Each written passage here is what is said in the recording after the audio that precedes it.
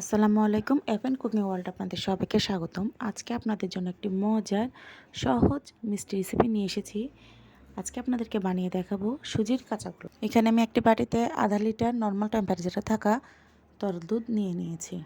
দুধটা একদম নর্মাল হতে হবে, ফ্রিজের ঠান্ডা দুধ হলে কিন্তু হবে না। এখানে আগে থেকে আমি 3টা ডিম নিয়ে রেখেছিলাম। ডিমগুলো এখন আমি দুধের মধ্যে দিয়ে দিব। ডিমগুলো কিন্তু আগে থেকে নর্মাল টেম্পারেচারে রাখা। ডিমগুলো দেওয়ার পরে আমি এখন একটা হ্যান্ড বিটার দিয়ে ডিমগুলোকে ভালোভাবে নাড়াচাড়া করে দুধের সাথে মিশিয়ে নিব। ডিমটাকে ভালোভাবে নাড়াচাড়া করে এভাবে দুধের সাথে মিশিয়ে নিতে হবে। এখন একটি কড়াইয়ে আমি 4 টেবিল চামচ তেল দিয়েছি।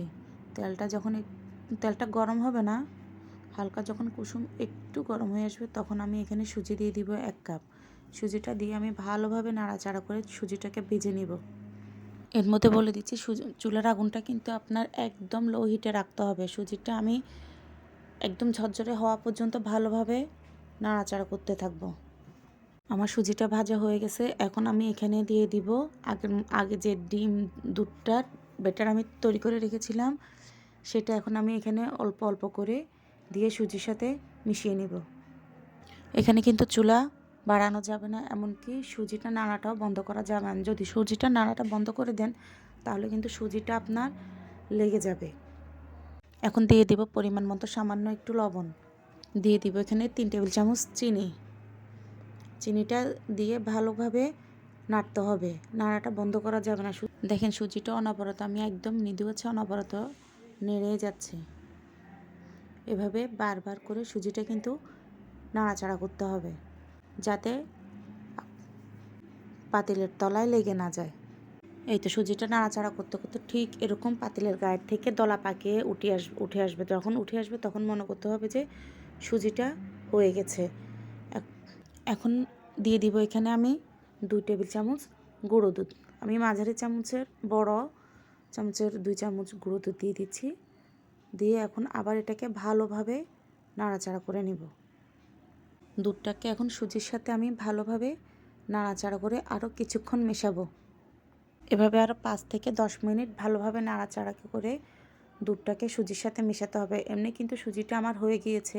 আমি ওই লাস্টে যখন দুধটা দিয়েছি একটু আরও, আগে তো দুধ দিয়েছি, তবু এখন আবার আমি গুঁড়ো দুধটা দিয়েছি, আর এতে মিষ্টির স্বাদটা মুখে আরও ভালো লাগবে। সুজিটা নাড়তে নাড়তে যখন ঠিক এরকমভাবে পাতিলের গায়ে থেকে উঠে আসবে তখন মনে করতে হবে যে সুজিটা হয়ে গিয়েছে। এখন আমি একটি প্লেটে সুজিটা ঢেলে নেব। সুজিটা এখন আমি একটি প্লেটে ঢেলে নিয়েছি। এরপর হাতে আমি একটু ঘি মেখে নিব। ঘি মেখে নিয়ে সুজিটাকে একদম গরম গরম ঠিক এভাবে আমি চেপে চেপে হাতের তালুতে হালকাভাবে এভাবে একটু চেপে চেপে নিব যাতে মিষ্টিটা ফেটে না যায়।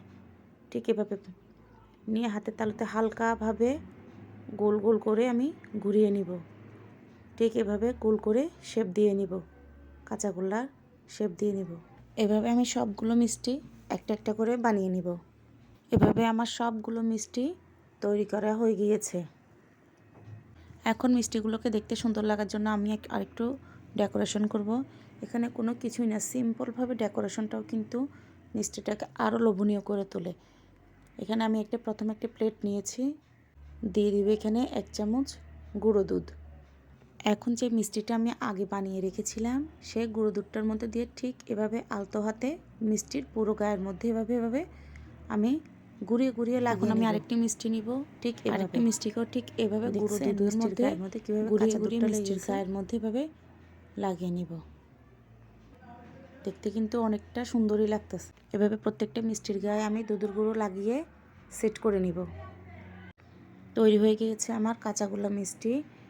এভাবে আমি একটি প্লেটের মধ্যে নিয়ে সাজিয়ে আপনাদেরকে দেখাচ্ছি। বা সিম্পলভাবে মিষ্টিটা কিন্তু তৈরি করা যায়, অতটা ঝামেলা হয় না, আর খেতেও কিন্তু অনেক মজা মিষ্টিটা।